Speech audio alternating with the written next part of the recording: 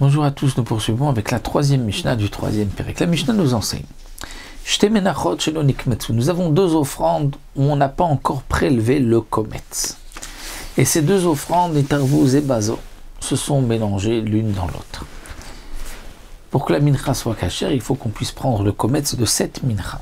Et là, nous avons deux menachot, on n'a pas encore prélevé le kometz et les deux se sont mélangés.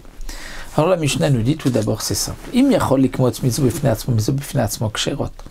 elles se sont mélangées, mais on sait qu'il y a donc une partie, on va dire à droite, c'est la mincha de droite, à gauche c'est la mincha qui était à gauche, on sait qu'elles se sont mélangées juste au milieu, mais sur les extrémités, on a conservé ça, c'est une mincha et elle n'est pas mélangée avec l'autre, donc on pourra prendre la kmitza d'un côté pour une mincha et la kmitza de l'autre côté pour l'autre mincha, tant qu'on sait que c'est le kometz de cette mincha, le komet de cette mincha, il n'y a pas de problème. Donc, si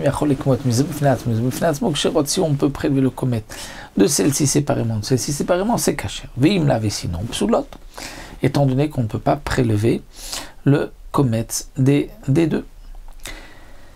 A komet, shenitarev bamincha shelonikmet. C'est un autre dit. Nous avons un komet, donc on a déjà prélevé la kmitza d'une offrande, et ce komet s'est mélangé dans une autre offrande où on n'avait pas encore prélevé le kometz. Alors là, on a un problème. La Mishnah nous dit, lo yaktir, on ne pourra pas tout brûler. Pourquoi on ne pourra pas tout brûler? Prendre tout le mélange et tout brûler, on va dire, tiens, il y a le kometz à l'intérieur, on va tout brûler. On ne peut pas, parce qu'il y a une mincha ici qu'on ne doit pas brûler. Il fallait prélever le kometz pour la brûler, mais on ne peut pas, puisque il y a un kometz mélangé. Et si je vais prélever deux kometz, un pour celui qui s'est mélangé et l'autre pour cette mincha pour les brûler, ce n'est pas possible, puisque peut-être que dans chaque kometz que je vais prendre, il y a un petit peu de l'autre. Donc puisqu'on a ce problème-là, le yaktir, les khatrila, tu ne pourras pas brûler le tout. Mais si quelqu'un, le Kohen s'est trompé, il a tout pris et il a brûlé sur le mizbeach. Donc il a brûlé un mélange où il y avait un kometz et une mincha dont on n'avait pas prélevé le kometz. Et bien dans ce cas-là, imiktir zosh nikmetza, la mincha où on avait déjà prélevé le kometz, altala baalim elekshira. Le propriétaire s'est acquitté de son obligation, puisque maintenant cette mincha, on a brûlé le kometz, donc les shiraim, les restes pourront être mangés. Vezosh nikmetza, celle où on n'avait pas encore fait de prélèvement, lo altala baalim, les propriétaires n'ont pas profité, lo altala baalim, n'ont pas profité de, c'est-à-dire ne sont pas acquittés de leur obligation, puisque leur offrande n'a pas été faite comme il se doit, il n'y a pas eu de kometz. Maintenant, un autre cas. Nitaref kumtsa beshiyaria.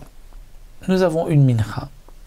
On a prélevé le kometz, et ce kometz s'est ensuite mélangé avec les restes de la mincha qui devaient être mangés. On ne pourra pas brûler le tout. Pourquoi?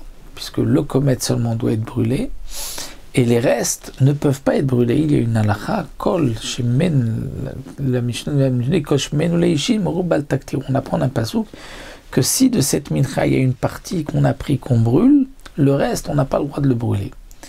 Donc, si le kometz s'est mélangé dans ses propres shiraim, on ne pourra pas brûler tout le mélange. Si on brûle tout le mélange, il y a une transgression d'avoir brûlé les shiraim. Ou bien, beshiraim shel chaverta, si le kometz s'est mélangé dans les restes d'une autre mincha, dont on avait déjà aussi prélevé le kometz. Là aussi, on ne pourra pas brûler le tout, puisqu'il y a une partie, les shiraim, qu'on n'a pas le droit de brûler. Vei miktir, et si malgré tout on s'est trompé, on a brûlé, alors altal be'alim, les propriétaires se sont acquittés de leur obligation, puisqu'il y a l'offrande, le kometz, qui a été brûlé. C'est vrai que les shiraim ont été brûlés, que c'était interdit, qu'il y a eu une transgression, mais la mincha reste cachée. Un autre dit, nitma kometz vikrivo, le kometz qu'on a prélevé est devenu impur. Il y a un sheretz mort qui l'a touché, quelqu'un d'impur qui l'a touché, et on l'a brûlé. Normalement, un korban qui est tamé, on ne peut pas le brûler. Il a brûlé, eh bien c'est caché. Pourquoi?